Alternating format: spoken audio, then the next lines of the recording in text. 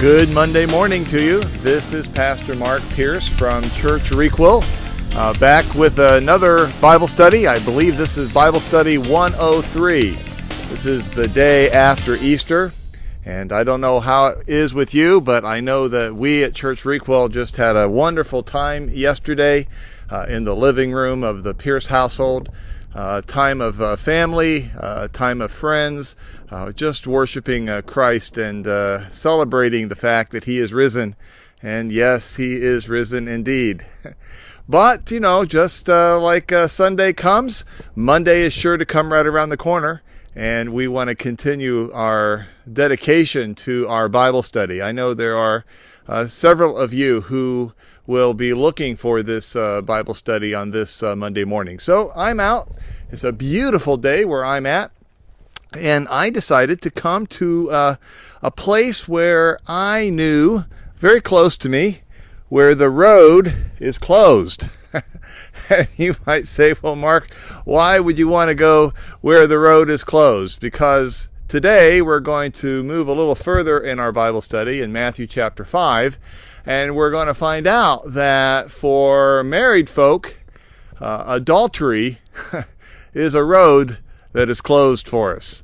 So let's take our Bible, shall we, and turn to Matthew chapter 5. We'll see if we can do this outside. And I want to turn your attention to verses 27 and 28 today. Matthew 5, 27, 28. You have heard that it was said, you shall not commit adultery. But I say to you that everyone who looks at a woman with lustful intent has already committed adultery with her in his heart. Now, I would suggest that this is probably a pretty familiar passage, at least to Christ followers. I'm sure this is not the first time you've heard of it. But I have done a little bit of research in preparation for our study today and tomorrow and probably the day after that, and taking a look at this and trying to get a really good understanding of exactly what Jesus is talking about here. This is the second commandment that he refers to out of the Old Testament, out of Exodus 20. We just finished looking at the contrast between murder and anger, and we have a very similar situation here, where before Jesus is saying, you've heard that you should not commit murder. I say you should not even be angry with someone and fester that anger. Here, he gives a very similar advice to this issue of adultery. One of the commandments does say, thou shalt not commit adultery. Now, let's get some definitions out of the way. Adultery is the word morkeah, and it specifically refers to the issue of a sexual relationship with a married person when you yourself are not married. And in the time of the commandments and in the time of Jesus, it was specifically referring to having sexual relations with a married woman who was not your wife. Very, again, technically speaking, apparently it would not have been a problem for a married man to have sexual relations with an unmarried woman. I shouldn't say there wasn't a problem with it, but that specifically would fall under the guise of another word called porneia, which is where we get our word for pornography.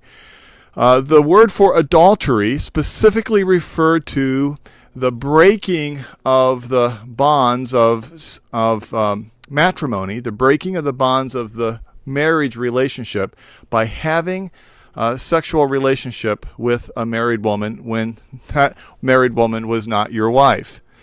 Now, the interesting thing about this is that Jesus says that if you have that I say to you that anyone who looks lustfully or with lustful intent at a woman. You see, the typical way that this issue would be addressed would be against the woman, not necessarily against the man. You might recall in the Gospel of John, at the end of the 7th chapter and the beginning of the 8th chapter, there was the woman who was caught in adultery. I've always wondered when I read that story, where is the man? Well, usually the man wouldn't have been stoned to death, but the woman often would have been. And that really brings us to another issue here, and that is that the issue of adultery was a very serious issue in Jesus' day and in the Old Testament days. The penalty for adultery, the penalty for being caught in the act of adultery, was literally to lose your life. So, very serious penalty, very serious issue. It was well understood among the Hebrews that sexual relationship outside of the bonds of marriage was not only frowned upon, but could literally result in the death penalty. So for Jesus then to take this the next step, like he did with murder, and say, this isn't just a matter of the outward act, but is also a matter of the inward intent. Well, this is just a place that you just don't go. Not only is it a place that you not go to, I want you not even to think about it.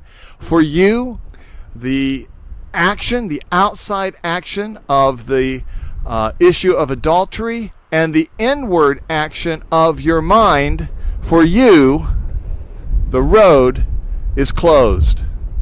We're going to talk more about exactly what this means to us as Christ followers when we come back for our study again on Tuesday morning. Thanks for joining me, and I look forward to talking to you again real soon.